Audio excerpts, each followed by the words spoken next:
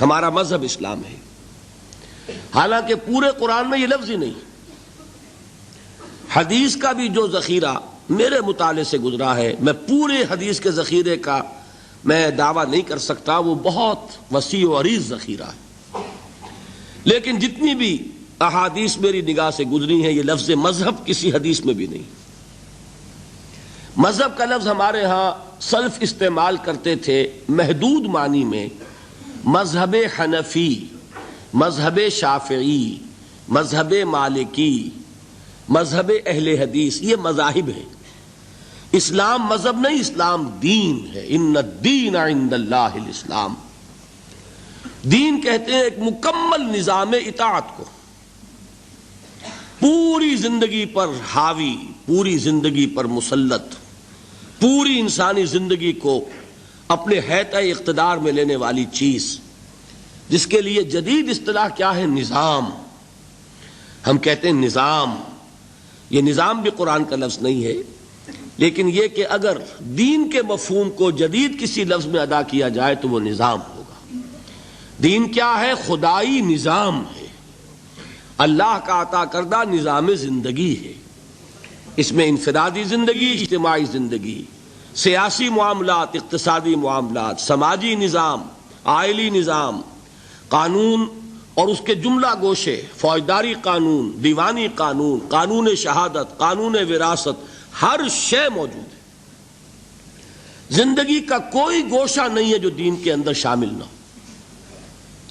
اتنی چھوٹی چھوٹی چیزیں بھی اس دین میں شامل ہیں، جس کے بارے میں ایک واقعہ ہے جس سے وضاحت ہو جائے گی کہ یہود نے مسلمانوں کو کچھ چڑھانا شروع کیا کہ ہم نے سنا ہے تمہارے نبی تمہیں بڑی چھوٹی چھوٹی باتوں کی تعلیم دیتے ہیں۔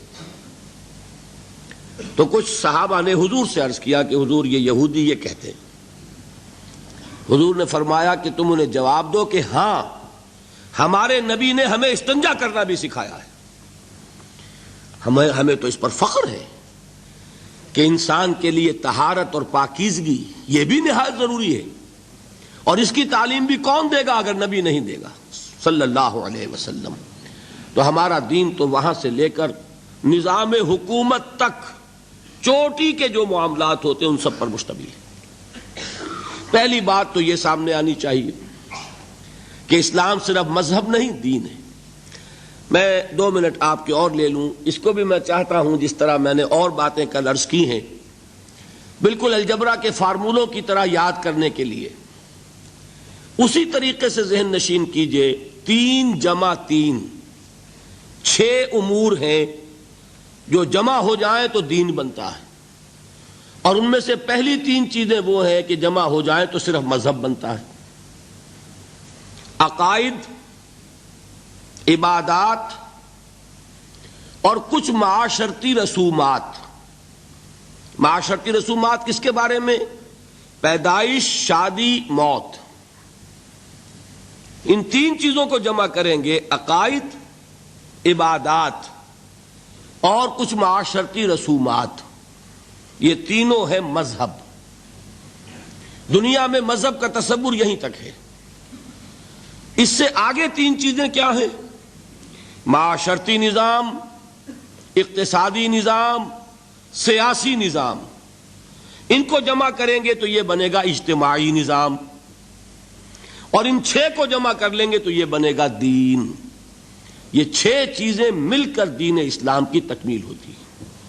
اس میں عقائد بھی ہیں، عبادات بھی ہیں، رسومات بھی ہیں، پیدائش کے ساتھ عقیقہ ہے، موت کے ساتھ تجہیز و تکفین ہے، نہلانا ہے، نماز جنازہ ہے، تدفین ہے، شادی بیاہ کے لیے نکاح ہے، ایجاب و قبول ہے۔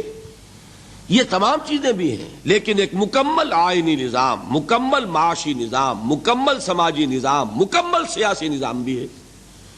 تو 3 جمع 3 جمع کیجئے تو یہ در حقیقت دین بنتا ہے۔ پہلی تو اصل میں ضرورت اس بات کی ہے کہ اسے خوب اچھی طرح ذہن نشین کر لیا جائے۔ دوسری چیز کہ جو اس منتخب نصاب میں زیادہ پیش نظر ہے وہ یہ ہے کہ دینی فرائض کیا ہیں، دین ہم سے چاہتا کیا ہے۔ ادروع قرآن انسان کی نجات کے لوازم کیا ہیں، شرائط کیا ہیں. اس لیے کہ میں آج بھی اسی موضوع پر تفصیل سے گفتگو کر کے آیا ہوں دبئی میں، کہ دیکھیے انسان کا تصور فرائض اگر محدود ہو جائے تو اس کا عمل بھی محدود ہو جائے گا. سادہ سی مثال دیا کرتا ہوں کہ کسی شخص کو کہیں ملازم رکھا گیا، اسے گن کر 10 کام بتا دیے گئے، یہ 10 کام تمہیں روزانہ کرنے ہیں. اب کوئی ایسا حادثہ ہوا اسے 7 کام بھول گئے، صرف 3 یاد رہ گئے. مخلص آدمی ہے، محنتی آدمی ہے، لیکن بھول گیا. 7 کام یاد ہی نہیں، 3 یاد ہیں. تو اس کا سارا اخلاص، سارا خلوص، ساری محنت انہی 3 کاموں پہ نکلے گی. وہ 3 کام تو وہ کرے گا بڑی اخلاص سے، بڑی محنت سے، جان مار کر، لیکن 7 کام اس میں تو 0 ہوگا، اس لیے کہ وہ تو اس کے سامنے ہی نہیں. بتائیے وہ شخص ملازم رکھنے والے اپنے امپلائر کے نزدیک کامیاب ہوگا کہ ناکام؟ خلوص اس کا 100%، محنت اس کی 100%، لیکن ناکام. کیوں؟ اس لیے کہ اسے اپنے 7 فرائض تو یاد ہی نہیں رہے. اب آپ سوچئے خدا نہ خواستہ کہیں اگر ایسا ہو کہ ہمیں دین کے بہت سے فرائض یاد ہی نہ ہو، تو جو تھوڑے سے یاد ہیں ان میں اپنا زور لگا رہے ہیں، خلوص سے کر رہے ہیں، تو اللہ تعالیٰ کے ہاں اندیشہ ہے کہ نہیں کہ ناکام قرار پائیں. اس لیے بڑی ضرورت ہے کہ دین کے فرائض کیا ہیں، دین ہم سے چاہتا کیا ہے، اس کا تصور واضح ہونا چاہیے. اس کے لیے جو میں نے منتخب نصاب مرتب کیا، اس کی جو پہلی صورت ہے اس کا نقطہ آغاز ہے سورۃ العصر. لہذا دوسرے روز تقریر جو ہوئی میری وہ سورۃ العصر پر ہوئی، راہ نجات. اس میں بھی میں نے مجموعی طور پر بطریق تذکر جو اس سے مجموعی نتیجے نکلتے تھے ایک دن میں وہ بیان کیے. میں نے کیا باتیں عرض کی تھی؟ 4 × 4 8 باتیں.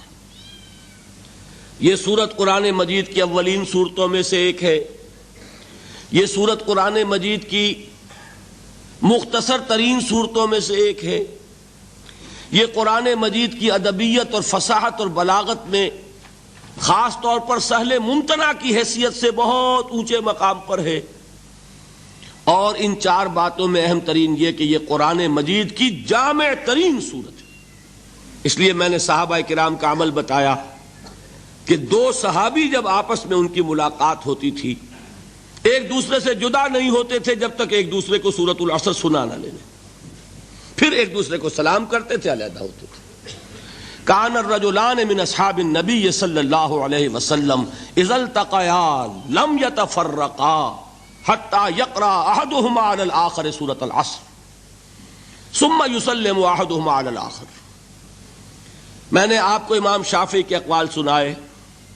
لو تدبر الناس هذه السورۃ لوسعتهم، اگر لوگ صرف اس ایک سورت پر غور کریں، تدبر کریں تو یہ ان کے لیے کافی ہو جائے.